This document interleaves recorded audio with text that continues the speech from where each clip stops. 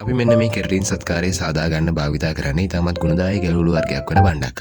ඉතින් මෙන්න මේ මගින් ඔයාගේ හිස කෙස් කැඩෙන ස්වභාවය අඩු කරගන්න පුළුවන්. ඒක වගේම පරිපූර්ණ කෙස් කලබක් ලබා ගන්න පුළුවන්. ඊට අමතරව මේවා කෙස් වලට විතරක් නෙමෙයි. ඔයාගේ මූණේ ආලේපය කරන්න, ඒ වගේම ශරීරයේ ආලේප කරන්නත් භාවිතා කරන්න පුළුවන්. මේ වගේ ඔයාගේ අඳුරු ලප තියෙනවා නම් අන්න ඒ වගේ දේවල් අයින් කරගන්න පුළුවන්. ඉතින් අපි බලමු මෙන්න මේ සත්කාරයේ කොහොමද හදාගන්නේ කියලා. ඉස්සරම ඔයා බණ්ඩක්ක කරල් 5ක් 6ක් විතර ගන්න. මෙන්න මේවා අරගෙන හොඳින් හොදලා මෙන්න මේවා ඉතාමත් කුඩා කැබලි වලට කපා ගන්න ඕනේ.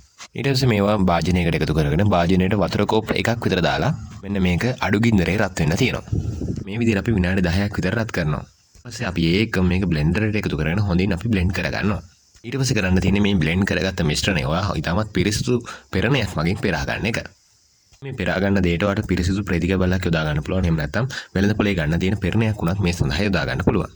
ඊට පස්සේ අපි කරන්නේ හාල් පිටි මේ සැන්දක් අරගෙන ඒක අපි වතුර කෝප්ප කාලක දිය කරගන්නවා. ඊට පස්සේ කරන්නේ අපි ගත්ත අර බණ්ඩක්ක මිශ්‍රණය පෙරාගත්ත බණ්ඩක්ක මිශ්‍රණය අරගෙන ඉතාමත් අඩු ගින්දරේ රත් කරන්න පටන් ගන්නවා. ඉතින් මේක ටිකක් වෙලා රත් වෙද්දී වා කරන්න ඕනේ අපි අර හදාගත්ත හාල් පිටි මිශ්‍රණය මෙන්න මේකට ඉතාමත් සිමින් එකතු කරන එක. ඊට පස්සේ මෙන්න මේ විදිහට ටික වෙලා රත් වෙන්න අරගෙන මෙන්න මේක ලිපෙන් බාලා ටිකක් නිමෙන්න තියලා ආපහු මෙන්න මේ මිශ්‍රණය පෙරා ගන්න ඕනේ. ඊට පස්සේ වා කරන්න ඕනේ මෙන්න මේ විදිහට හදාගත්ත මිශ්‍රණයට ඔලිව් ඔයිල් හරි ආමන්ඩ් ඔයිල් හරි එකතු කරන එක. ඉතින් ගෙදරදී මේ ඔයිල් දෙක හොයාගන්න නැත්නම් ඔයිල් දෙකෙන් එකක්වත් හොයාගන්න නැත්නම් ඔයාලට පුළුවන් පොල් තෙන්වත් එකතු කරන්න. ඉතින් මේකට එකතු කරන්න ඕනේ මේ සෑහන් දෙක ප්‍රමාණය තමයි එකතු කරන්න ඕනේ. ඊට පස්සේ මේක හොඳින් මිශ්‍ර කිරීම කරන්න ඕනේ. ඉතින් ඔයා හිතන්න ඔයාට තියෙන්නේ ටිකක් තෙල් සහිත ඔයිලි කොණ්ඩයක් නම් ඉතින් ඔයා මේ තෙල් එකතු කරන ප්‍රමාණය අඩු කරන්න පුළුවන්. මේ සෑහන් තේ හැන්දක ප්‍රමාණයට අඩු කරන්න පුළුවන්. ඒ වගේම ඔයාලට තියෙන ටිකක් වියලි හිස කෙස් නම් ඔයාලට පුළුවන් මෙන්න මේ ඔයිල් එකතු කරද්දී මේ සෑහන් දෙක ප්‍රමාණයක් එකතු කරන්න. ඉතින් මෙන්න මේ විදිහට හදාගත්ත මිශ්‍රණය ඔයාගේ හිස කෙස් වල කල්වලා පැය එකමාරක් හෝ දෙකක කාලයක් විතර මෙන්න මේක හිස කෙස් එක තියෙන්න ඕනේ. ඊට පස්සේ ඔයාලට මෙන්න මේක සෝදලා ඉවත් කරගන්න පුළුවන්. ඒ වගේම මතක තියාගන්න ඕනේ මෙන්න මේ විදිහට කොණ්ඩේ සෝදලා ඉවත් කරද්දී ෂැම්පූ භාවිතා නොකර මේ දේ කරන්න තියෙනවා නම් ඊටමත් හොඳයි. ඔන්න ඔය විදිහට තමයි අපි මෙන්න මේ සාදාගත්ත මිශ්‍රණය ඔයාගේ හිසට භාවිතා කරන්නේ. ඉතින් වීඩියෝ එකේ ඉතිරි කොටස යන්න කලින් පොඩි මතක් කිරීමක් තියෙනවා. ඉතින් ඔයාලට පුළුවන් මේ වීඩියෝ එක ඔයාගේ යාළුවෙක්ට ෂෙයා කරන්න. ඒ වගේම අපේ channel එකේ කලින් වීඩියෝ බලන්න පුළුවන්. මේ වගේ වැදගත් වීඩියෝ ගොඩක් තියෙනවා. ඒ වගේම subscribe කරලා අපිත් එක්ක දිගටම එකතු වෙන්න කියලා ආරාධනා කරනවා. එහෙනම් අපි යමු වීඩියෝ එකේ ඊළඟ කොටසට. ඉතින් අපි බලමු මේ අපි හදාගත්ත මිශ්‍රණය තුල මොනවාද අඩංගු වෙන පෝෂක සංඝටක මොන වගේ දේවල්ද තියෙන්නේ කියලා. ඉතින් අපි දන්නවා මේකට අපි යොදාගත්ත බණ්ඩක්ක. ඉතින් බණ්ඩක්ක වල තියෙනවා ජෙල් වගේ ස්වභාවයක්. මෙන්න මේකට අපි කියනවා මියුසිලේජ් කියලා. මෙන්න මේ හින්දා තමයි ඔයාගේ හිස කෙස් වලට ශක්තිමත් ස්වභාවයක් ලැබෙන්නේ. ඒ වගේම මෙන්න මේ බණ්ඩක්ක තුල තන්තු බහුලව අඩංගු වෙනවා. ඒ වගේම ප්‍රතිඔක්සිකාරකත් අඩංගු වෙනවා. ඒ වගේම විටමින් වශයෙන් ගත්තොත් vitamin A, vitamin C, vitamin K, ඒ වගේම විටමින් B6 කියන විටමින් මෙන්න මේ බණ්ඩක්ක තුල අන්තර්ගත වෙනවා.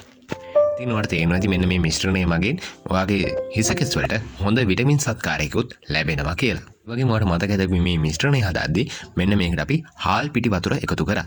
ඉතින් මේ විදිහට එකතු කරගත්ත හාල් පිටි වල ඉනොසිඩරෝල් ඒ වගේම ෆිරොසික් ඇසිඩ් කියන රසායනික සංයෝග අඩංගු වෙනවා. මෙන්න මේ දේවල් ඔයාගේ සමට ඉතාමත් වැදගත් වෙනවා. සමේ නිරෝගීභාවය පවත්වා ගන්න මෙන්න මේ සංයෝග ඉතාමත් වැදගත් සංයෝග. මෙන්න මේ මම සඳහන් කරපු ඉනොසිඩරෝල් ඒ වගේම ෆෙරුලික් ඇසිඩ් කියන මෙන්න මේ රසායනික සංයෝග මගින් ඔයාගේ හැමේ තියෙන අඳුරු ලප නැති කරලා දාන්න හැකියාව තියෙනවා. ඉතින් මෙන්න මේ සංයෝග දෙකට හැකියාවක් තියෙනවා ඔයාගේ හැමේ නිපදවන අධික මෙලනින් සංයුතිය නැති කරලා දාන්න.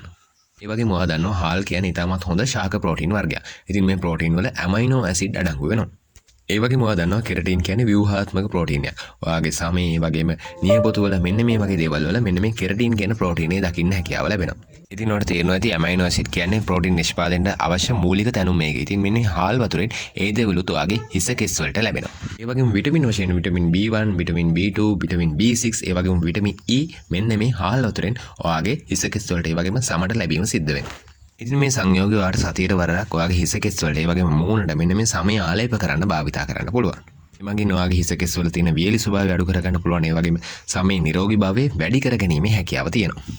ඒ වගේම ඔයාගේ සමේ හයිඩ්‍රේෂන් ඒ කියන්නේ ඔයාගේ තෙතමනය පවත්වා ගන්න, ඔයාගේ සමේ තියෙන ඩාර්ක් ස්පොට් අඩු කරන්න, ඒ වගේම ඔයාගේ සමට අවශ්‍ය වෙන vitamin C, vitamin A, vitamin E වගේ විටමින් වර්ග ලබා ගන්න. ඒ වගේම ඔයාගේ සමට අවශ්‍ය වෙන ඇන්ටිඔක්සිඩන්ට් ප්‍රමාණයක් මෙන්න මේ මිශ්‍රණය මගින් ඔයාගේ සමට ලබා දෙනවා. ඒ වගේම ඔයාගේ කොණ්ඩේ අවුල් වෙලා නම් කොණ්ඩේ නිතර කැඩලා යනවා නම් මෙන්න මේ වගේ දේවල් නැති කරන්නත් මේ මිශ්‍රණය වැදගත් වෙනවා. හිස කෙස් වල ශක්තිමත් භාවය වැඩි කරන්න, ඒ වගේම හිස කෙස් වලට අවශ්‍ය විටමින් ප්‍රමාණය ලබා දෙන්න, ඒ වගේම ප්‍රතිඔක්සිකාරක එහෙම නැත්නම් ඇන්ටිඔක්සිඩන්ට් ලබා දෙන්න, ඒ වගේම හිස කෙස් වල තියෙන තෙතමනය රඳා පවත්වා ගන්නත් මෙන්න මේ මිශ්‍රණය ඔයාට උපකාරී වෙනවා. දැන් හදන්නේ මේ වීඩියෝ එකෙන් ප්‍රශ්නයක් අහන්න. වියලි හිසකෙස් සහිත පුද්ගලයෙක් මෙන්න මේ මිශ්‍රණය හදාගද්දී මිශ්‍රණයට එකතු කරගත යුතු ඔලිව් ඔයිල් හරි ආමන්ඩ් ඔයිල් හරි පොල් තෙල් හරි ප්‍රමාණය කොපමණද? වියලි හිසකෙස් සහිත පුද්ගලයා. ඉතින් ඔයා මේකට උත්තරේ දනවනම් අනිවාර්යයෙන්ම කමෙන්ට් එකක් විදියට දාන්න. ඉතින් අපි මේ වීඩියෝ එකෙන් මේ මිශ්‍රණය හදාගන්න විදිය, මේ මිශ්‍රණයේ තියෙන සංයෝගවල වැදගත්කම මෙන්න මේ හැම දෙයක්ම පැහැදිලි කරා. ඉතින් ඔයාට මේ වගේ වැදගත් වීඩියෝ දිනපතා බලන්න ඕන නම් අපේ YouTube channel එක subscribe කරන්න. අපේ වීඩියෝ ගොඩක් කලින් අප්ලෝඩ් කරපුවා තියෙනවා. ඒවත් බලන්න, ඒවටත් කමෙන්ට් කරන්න. ඒ වගේම තවත් යාළුවෙකුට බලන්න මේ වීඩියෝ එක share කරන්නත් අමතක කරන්න එපා. ඒ වගේම අපි අහ ප්‍රශ්නටත් කමෙන්ට් එකක් දාන්න අමතක කරන්න එපා. එහෙනම් අපි අදට ගිහලා එන්නම්. ඔයාලා හැමෝටම සුබ දවසක්.